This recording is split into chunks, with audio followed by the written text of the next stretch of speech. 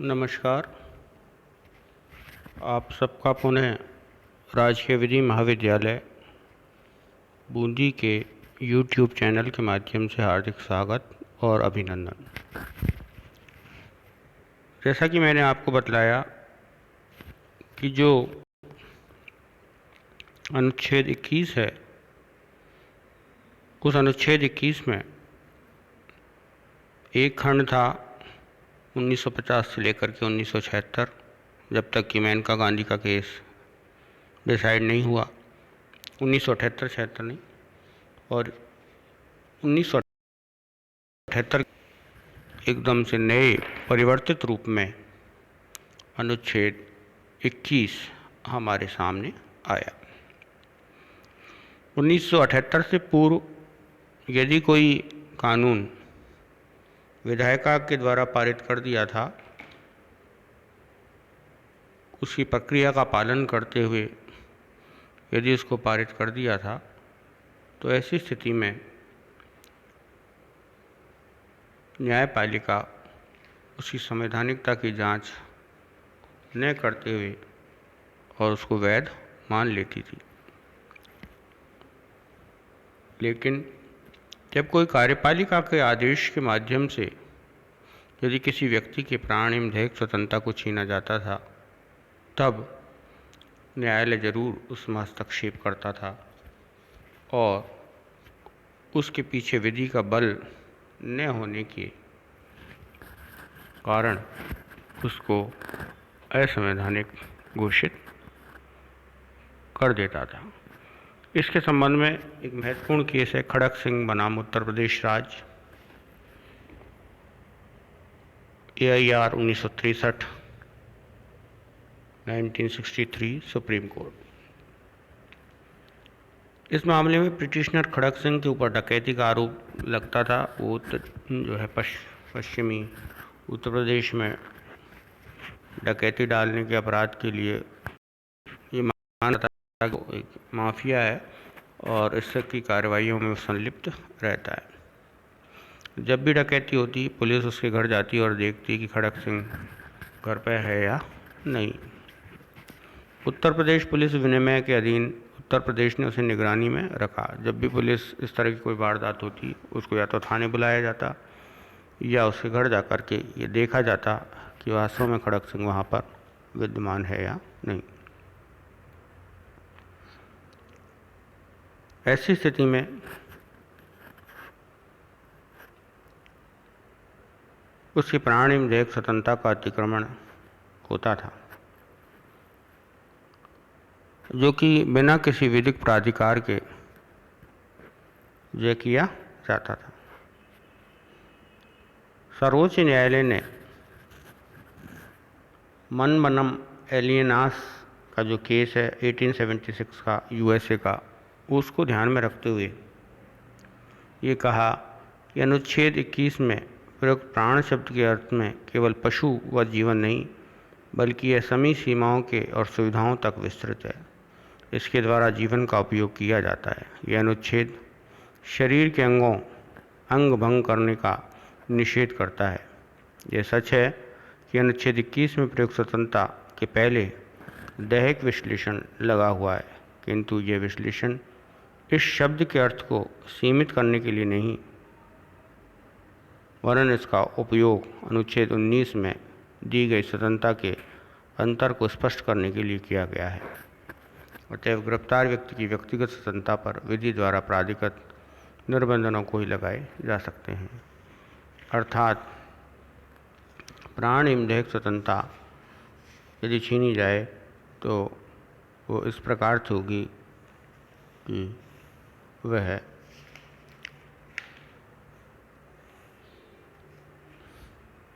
इसमें यदि हम आगे देखें तो मेनका गांधी का जो केस है, उस मेनका गांधी के केस में सर्वोच्च न्यायालय ने कहा कि अनुच्छेद 21 की जो प्रक्रिया है, ये कोई प्रक्रिया नहीं, बल्कि ऐसी प्रक्रिया होनी चाहिए जो ऋजु हो, न्यायपूर्ण हो, युक्त हो।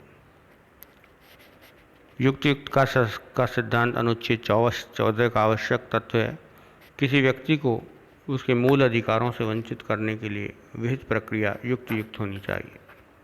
प्रक्रिया युक्त तभी होगी जब नैसर्गिक न्याय के सिद्धांतों का पालन किया जाएगा। नैसर्गिक न्याय का सिद्धांत कानून को मानवतावादी दृष्टिकोण प्रदान करता है और उसे न्यायपूर्ण बनाता है।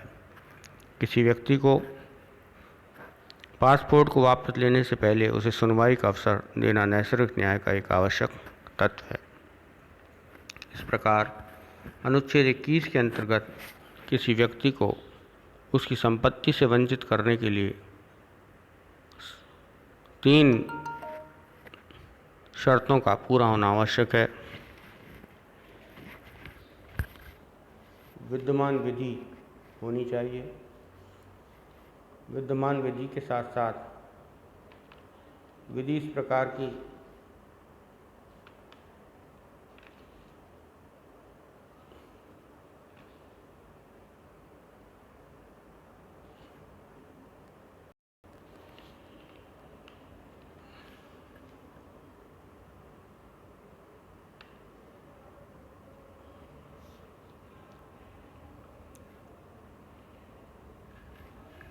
विधि विद्यमान होनी चाहिए। विधि को प्रक्रिया भेद करना चाहिए। प्रक्रिया न्यायपूर्ण, रुजुपूर्ण और युक्त होनी चाहिए। विधि को अनुच्छेद 14, 19 की अपेक्षाओं को भी पूरा करना चाहिए। उसे युक्त होना चाहिए। न्यायाधीश भगवती ने ये निर्णय दिया था और इस निर्णय को सुनाते हुए कहा कि अनुच्छेद 21 में प्रयुक्त दैहिक स्वतंत्रता पदावली का सामान्य एवं स्वाभाविक अर्थ लगाया जाना चाहिए और उसका ऐसा सीमित अर्थ नहीं लगाना चाहिए जिससे दैहिक स्वतंत्रता के वे तत्व उसमें से निकल जाएं, जिसका अनुच्छेद 19 में स्पष्ट रूप से उल्लेख किया गया है। अनुच्छेद 21 में प्रयुक्त दैहिक स्वतंत्रता पदावली अत्यंत व्यापक अर्थ वाली पदावली है और इसके अंतर्गत ऐसे बहुत से अधिकार सम्मिलित हैं जिनसे व्यक्ति की दैहिक स्वतंत्रता का गठन होता है और उसमें से कुछ को विशिष्ट मूल अधिकारों का दर्जा दिया गया है। अनुच्छेद 19 के अंतर्गत के अधीन अतिरिक्त संरक्षण प्रदान किया गया है। अनुच्छेद 21 के अधीन बनाई गई विधि की विधिन मान्यता की जांच अनुच्छेद 14 और अनुच्छेद 19(5) के अधीन भी की जाएगी और यदि उसके अधीन लगाए गए निर्बंध अयुक्त और मनमाने हैं तो इस विधि को असंवैधानिक घोषित कर दिया जाएगा। उच्चतम न्यायालय ने यह भी कहा कि आवश्यक नहीं है कि किसी अधिकार का उल्लेख किसी अनुच्छेद में किया जाए तभी वह मूल अधिकार की श्रेणी में आएगा। यदि कोई अधिकार किसी अधिकार के प्रयोग के लिए आवश्यक है तो वह मूल अधिकार होगा, भले ही उसका स्पष्ट उल्लेख संविधान के किसी अनुच्छेद में नहीं किया गया हो। उच्चतम न्यायालय ने यह भी अभी निर्धारित किया कि अनुच्छेद 21 का नकारात्मक तथा सकारात्मक दोनों पहलू हैं। न्यायालय ने कहा यह सही है कि अनुच्छेद 21 की शब्दावली नकारात्मक है, किंतु अब यह निश्चित हो गया है कि इसका स्वरूप सकारात्मक है, अर्थात इसके अंतर्गत निश्चय या सकारात्मक अधिकार भी प्रदान किया जा सकता है। मेनका गांधी के निर्णय के पश्चात न्यायालय ने अनुच्छेद मूल अधिकारों को सम्मिलित किया और मूल अधिकारों में पॉजिटिव राइट्स को उन्होंने सामने लिया। फ़ोन टेप करना एकांता के अधिकार का हस्तक्षेप माना गया। Peoples union for civil liberties बनाम यूनियन ऑफ इंडिया के केस AIR 1997 का जो केस है उसमें न्यायमूर्ति कुलदीप सिंह ने न्यायालय का निर्णय सुनाते हुए कहा कि एकांता का अधिकार अनुच्छेद 21 के अंतर्गत प्राण दैहिक स्वतंत्रता के अधिकार में शामिल है। उच्चतम न्यायालय ने यह भी निर्धारित किया कि टेलीफोन टैप करना व्यक्ति के एकांता के अधिकार में सीधा हस्तक्षेप है और इसका प्रयोग राज्य को तभी करना चाहिए जब सार्वजनिक आपात या लोक सुरक्षा के लिए आवश्यक हो। यह निर्णय नागरिकों के अनुच्छेद 21 में गारंटी किए गए एकांता के अधिकार को संरक्षण प्रदान करने में सहायक होगा। न्यायालय ने भारतीय टेलीफोन एक्ट 1885 की धारा 5(2) के अधीन राज्य सरकार को प्राप्त विवेकीय शक्ति के प्रयोग के लिए विस्तृत मार्गदर्शक सिद्धांत व्यक्त किया है जिससे कि इसके दुरुपयोग को रोका जा सके। टेलीफोन टेप करने का आदेश केवल केंद्रीय सरकार के गृह सचिव और राज्य सरकार के गृह सचिव के द्वारा ही किया जा सकता है। आदेश की प्रति 1 सप्ताह के अंदर पुनर्विलोकित समिति को भेजी जाएगी। आदेश यदि नहीं बढ़ाया जाता तो 2 मास की अवधि पर प्रवर्तन में नहीं रहेगा। प्राधिकारी जो आदेश जारी करता है वह बीच बीच में संदेश को रोककर पढ़ने या सुनने का ब्यौरा रखेगा। बीच में रोककर सुनने की बात न्यूनतम होगी जितना धारा 5(2) के अंतर्गत आवश्यक हो। आदेश का पुनरावलोकन समिति 2 माह के अंदर स्वयं जांच करेगी कि क्या धारा 5(2) के अधीन आदेश सुसंगत है। यदि पुनरावलोकन के फलस्वरूप समिति इस निष्कर्ष पर पहुंचती है कि धारा 5(2) का उल्लंघन हुआ है तो आदेश को रद्द कर दिया जाएगा। समिति टेप की हुई सामग्री को नष्ट करने का आदेश देगी। यह जांच के पश्चात पुनरावलोकित समिति द्वारा इस निष्कर्ष पर पहुंची कि धारा 5(2) का उल्लंघन नहीं किया गया तो अपने निष्कर्ष को रिकॉर्ड करेगी। इस प्रकार से टेलीफोन टैप करना जो है असंवैधानिक है यदि वह समुचित प्राधिकारी के द्वारा उसको अनुमति प्राप्त नहीं हुई। मानव को गरिमा के साथ जीने का अधिकार। फ्रांसिस कॉरोली बनाम भारत संघ AIR 1981 सर्वोच्च न्यायालय के केस में कोर्ट ने मेनका गांधी के निर्णय का अनुसरण करते हुए यह निर्धारित किया कि अनुच्छेद 21 के अधीन प्राण शब्द के अंतर्गत पशुवत जीवन से नहीं बल्कि मानव जीवन से है। इसका भौतिक अस्तित्व ही नहीं बल्कि आध्यात्मिक अस्तित्व भी है। प्राण का अधिकार शरीर के अंगों की संरक्षा तक ही सीमित नहीं है। इसे जीवन का आनंद मिलता है। आत्मा बाह्य जीवन से संपर्क स्थापित करती है। वरन इसमें मानव गरिमा के साथ जीने का अधिकार भी सम्मिलित है जो मानव जीवन को पूर्ण बनाने के लिए आवश्यक है। इसी के साथ जो पूर्व एक केस है ओलिगा तालिस बनाम मुंबई कॉर्पोरेशन का जो केस है AIR 1986 का, उसमें सर्वोच्च न्यायालय ने स्पष्ट रूप से अभिनिर्धारित किया कि जीविकोपार्जन का अधिकार अनुच्छेद 21 के अंतर्गत एक मूल अधिकार है। यद्यपि यह स्वीकार किया कि जीविकोपार्जन का अधिकार अनुच्छेद 21 के अंतर्गत एक मूल अधिकार है, किंतु यह निर्णय दिया है कि एक आत्यंतिक अधिकार नहीं है और उस पर उचित प्रक्रिया का पालन करते हुए युक्त निर्बंध लगाए जा सकते हैं। प्रस्तुत मामले में बम्बई शहर के फुटपाथों और मलिन बस्ती में रहने वाले लोगों ने बम्बई नगर पालिका अधिनियम 1988 की धारा 313, 313A, 314 और 497 की वैधानिकता को चुनौती दी। इस अधिनियम के अधीन नगर निगम को फुटपाथों और सड़कों तथा अन्य सार्वजनिक स्थानों पर फेरी वालों को सामान बेचने से रोकने और उन्हें वहां से हटाने की शक्ति प्राप्त है। नगर निगम ने उन्हें सार्वजनिक स्थानों पर सामान बेचने से मना किया और वहां से निकलने का आदेश पारित किया। झुग्गी झोंपड़ी वालों ने दलील दी कि उक्त आदेश उन्हें जीविकोपार्जन के अधिकार से वंचित करता है और अनुच्छेद 21 का अतिक्रमण होने के कारण अवैध था। न्यायालय ने निर्णय दिया कि झुग्गी झोंपड़ी वालों को सार्वजनिक स्थानों पर सामान बेचने का कोई मूल अधिकार नहीं है और नगर निगम की उक्त धाराएं विधिमान्य हैं क्योंकि वे झुग्गी झोंपड़ी वालों के जीविकोपार्जन के अधिकार पर युक्त निर्बंधन लगाता है। सार्वजनिक संस्था निजी कारोबार के लिए नहीं होते। नगर निगम द्वारा इन स्थलों से झुग्गी झोंपड़ी वालों को हटाया जाना अयुक्त है, अनुचित तथा न्यायपूर्ण नहीं है। किंतु न्यायालय ने उक्त वर्गों की कठिनाई को ध्यान में रखते हुए ये निर्देश दिया कि उनके लिए वैकल्पिक प्रबंध किए जाएं और जिन्हें लाइसेंस मिल चुके हैं उन्हें फेरी लगाने के लिए स्थान निश्चित किए जाएं। इस निर्णय के परिणाम दूरगामी हुए और जो है मूल अधिकार में जीविकोपार्जन का अधिकार तो है, लेकिन किसी व्यक्ति को ये अधिकार नहीं है कि वह सार्वजनिक स्थानों पर जाकर के फेरी लगाए और सार्वजनिक सड़कों पर जो इस तरह की कार्रवाई करे।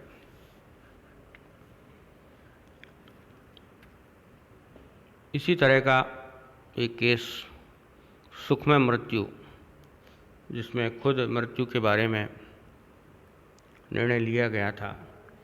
अरुणा रामचंद्र शानबाग बनाम भारत संघ AIR 2011 का जो केस है, उसमें सर्वोच्च न्यायालय ने जो है पिंकी वीरानी, जो अरुणा रामचंद्र शानबाग के निकट एक मित्र थी, ये दावा करते हुए रिट याचिका दायर किया और प्रत्यार्थी को यह निर्देश दिए जाने के लिए प्रार्थना किया कि अरुणा की शांति से मृत्यु हो सके, इसके लिए इसे भोजन पहुंचाना बंद कर दिया जाए। वो बहुत कोमा में थी और वो सालों से बेड पे पड़ी हुई थी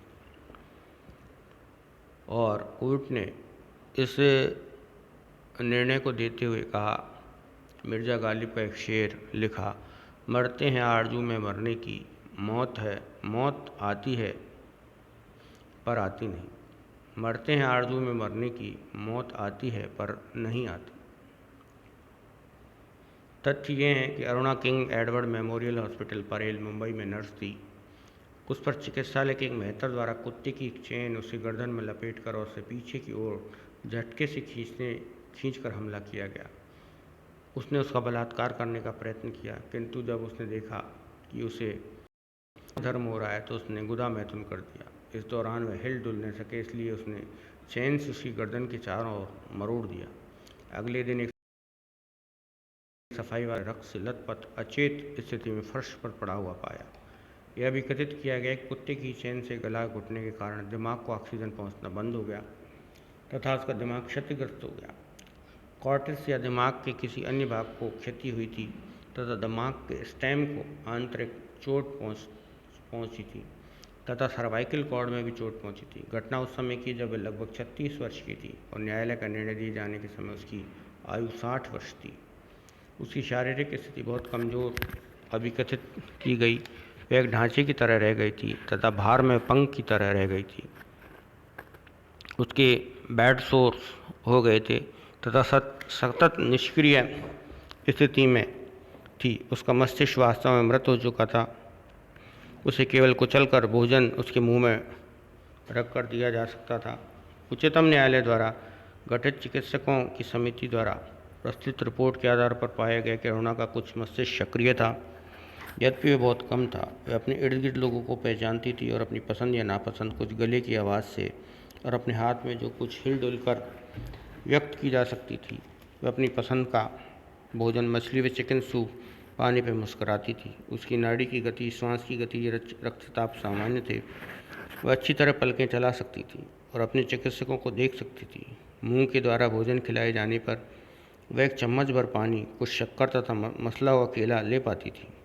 वह अपने ऊपरी होठों पर लगे केले के पेस्ट तथा शक्कर को भी चाटती थी और निगलती थी। कमरे में कई लोगों के आ जाने पर वह गुस्सा हो जाती थी, किंतु कोमलता से स्पर्श किए जाने पर या पुचकारे जाने पर वह शांत हो जाती थी। वह भोजन पचाती थी। उसका शरीर अन्य अनैच्छिक कार्यों को किसी की सहायता के बिना करता था। वह पूरी यदि संभाव्यता थी कि वह जिस स्थिति में थी उसमें मृत्यु तक बनी रहेगी। उसके विक्षिप्तपन में कोई सुधार नहीं हो सकता था और बहुत वर्षों तक यथावत रहा था। उसके माता पिता की मृत्यु हो चुकी थी। उसके घनिष्ठ संबंधियों का जब से उस पर दुर्भाग्यपूर्ण हमला हुआ, उसमें कोई हित नहीं था। सतत निश्चय क्षति में होने वाले व्यक्ति का जीवन लाइफ सपोर्टिंग वापस लेना या उस व्यक्ति को इस मामले निर्णय देने के लिए अन्यथा सक्षम है।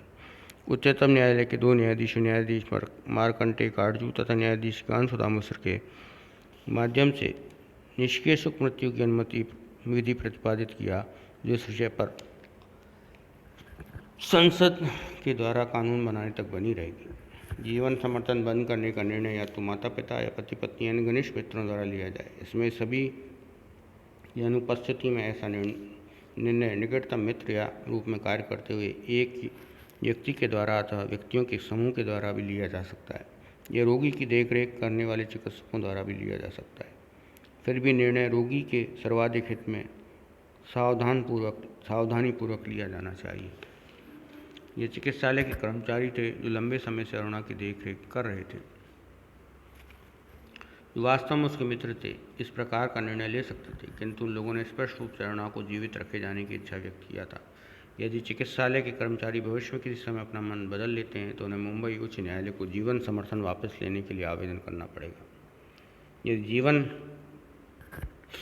समर्थन वापस लेने का निर्णय निकटतम संबंधियों, चिकित्सकों या निकटतम मित्रों के द्वारा भी लिया जाता है तो ऐसे निर्णय को संबंधित उच्च न्यायालय के अनुमोदन की आवश्यकता होती है, क्योंकि इसका सदैव जोखिम है कि इस प्रावधान का इस्तेमाल कुछ अनैतिक व्यक्तियों द्वारा अनैतिक चिकित्सकों की मदद से इस प्रकट करने के लिए कि यह मामला अनंतिम था जिसमें ठीक होने का कोई अवसर नहीं था, सामग्री का कूटकरण करके दुरुपयोग किया जा सकता है।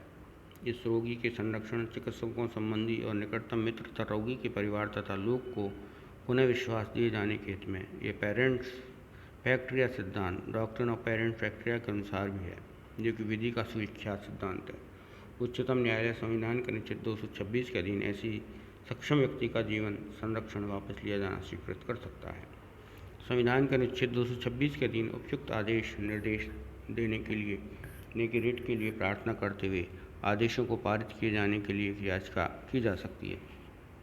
निकटतम संबंधी या निकटतम मित्र या चिकित्सकों का चिकित्सालय के कर्मचारियों द्वारा उपरोक्त प्रकार के अक्षम व्यक्ति का जीवन समर्थन वापस लिए जाने के लिए अनुज्ञा के लिए प्रार्थना करते हुए दायर प्रार्थना पत्र पर उच्चतम न्यायालय को अनुच्छेद 226 के अधीन उपरोक्त आदेशों को पारित करने के लिए बहुत शक्ति देता है। तो इस प्रकार इच्छा मृत्यु के संबंध में यह निर्णय आया था, जिसमें कहा गया कि इस पर लिया जा सकता है, लेकिन संबंधित हाईकोर्ट से इसको अनुमोदित करना आवश्यक होगा। इसके संबंध में और भी बहुत सारे केस हैं, हम नेक्स्ट वीडियो में उसको देखेंगे। धन्यवाद।